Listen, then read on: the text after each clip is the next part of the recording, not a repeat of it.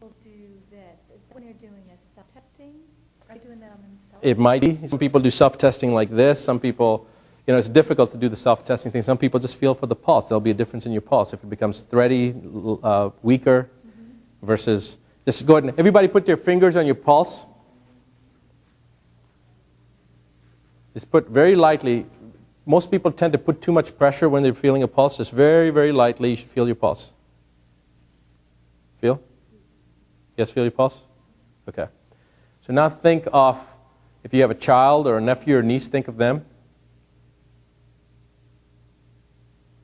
You may notice the pulse gets stronger or it may get faster. You feel that difference?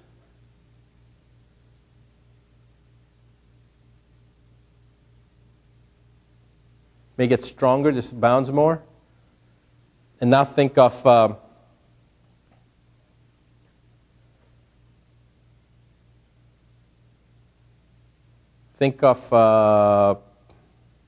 war in Iraq, soldiers dying.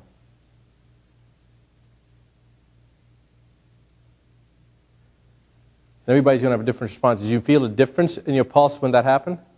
Or was there no difference? How many people could feel a difference? 1, 2, 3, 4. I felt it more. But, and you may feel it at different places, because if you're more in tune, you're more connected, you're going to feel it throughout your system. But this is something, and I'm just using the pulse as an example, but there's going to be different responses in your whole system. Just that subtle thought. And is intention, is there anything about that involves intention? Well, intention has a lot to do with it, because okay, this is a great question. Does this have anything to do with intention? So here's a phrase that if you guys can remember this phrase, it will really, really help you. And it's to do with energy medicine or energetics. Where attention goes, you heard that? Mm-hmm. Energy flows. So intention is part of that. Wherever you put your focus, that's where things are going to happen. Josh, we don't happen to have that thing that I did, that interview I did yesterday. Yeah, that's not up yet, right? No. So there'll be an interview. There was a guy that came from California and interviewed me yesterday, and it was actually an interesting little thing that happened. But we'll have that video posted. Maybe we'll put it on the blog or something so people can watch it. But I think it kind of goes along with what you were asking about. Have you heard of the peace intention experiment? Yeah, that's like Buttar's, right? Absolutely. I was part of that.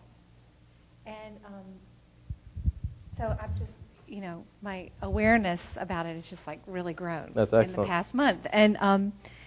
And you might want to go on the website and sort of read some of the results that they're noting. Lynn McTaggart is a science journalist who has kind of gone off to really studying the quantum energy field and all this stuff, and the idea that intention, our thoughts, affect it.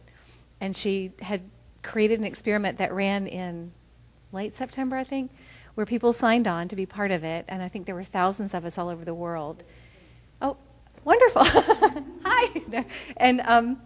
And we were told at a certain time every day, 12 noon every day, for 7 days, to focus on a particular place that we were given, a war-torn area of Sri Lanka, and spend 10 minutes meditating, praying, whatever, intending peace for this place.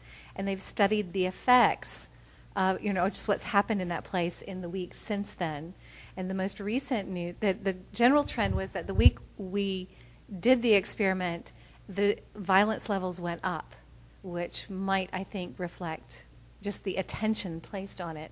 But in the weeks after that, it dropped down within a couple weeks to the same level they were before we started, and now have dropped too far below that. And last week, she released a report on the random generator. Did you get that? There was there's a man who has computers that run statistical analysis. It's just constantly running the odds, basically, and he looks at how that's affected during big world events like the 9/11, the Iraqi War, the tsunami. All through the results, it took the odds and made them go from 50-50 to something else above, I think, but I'm not sure.